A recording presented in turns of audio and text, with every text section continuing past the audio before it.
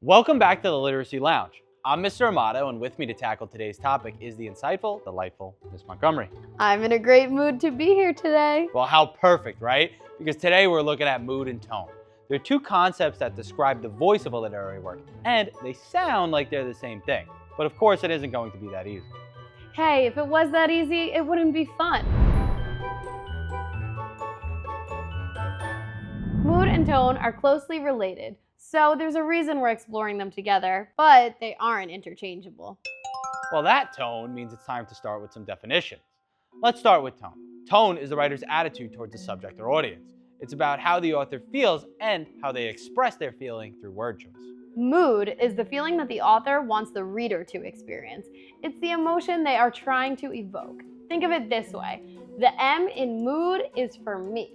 How does the text make me feel? So basically, tone is what the author sends out and mood is what the reader receives. So if an author writes about rainy weather with phrases like, "The clouds cried softly over the quiet, empty streets," they're trying to set a melancholy tone. Exactly. And if that same author described the rain as refreshing drops dancing playfully down the sidewalk, the reader would have a totally different mood. Ah, playful rather than gloom. Same weather, totally different mood because of the tone. You nailed it. Tone shapes the mood.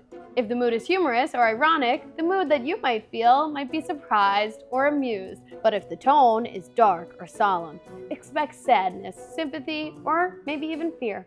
That's great. But I definitely see why these two can get confused so often. Why don't we clear things up in the analysis corner? Today's passage comes from Edgar Allan Poe's The Raven, first published in 1845. Ah, distinctly. I remember it was in the bleak December, and each separate dying ember wrought its ghost upon the floor. A spooky passage for sure. It's clear why he's the master of Gothic fiction. Right? Poe's word choices, bleak December, dying ember. He's clearly setting an eerie, dark tone. And as the reader, it immediately shifts our mood to melancholy. It's almost even haunting. Exactly. Here's another example. Ever watched Pixar's Up? Of course I have, and I know exactly what you're going to talk about. It's that opening scene that makes everyone tear up. That's it. The tone of that montage is warm and nostalgic. It's like living through a memory, but the mood of it creates heartbreak because of how you empathize with their journey and loss. Yeah, and I can admit, I actually get pretty emotional during that part. Everyone does.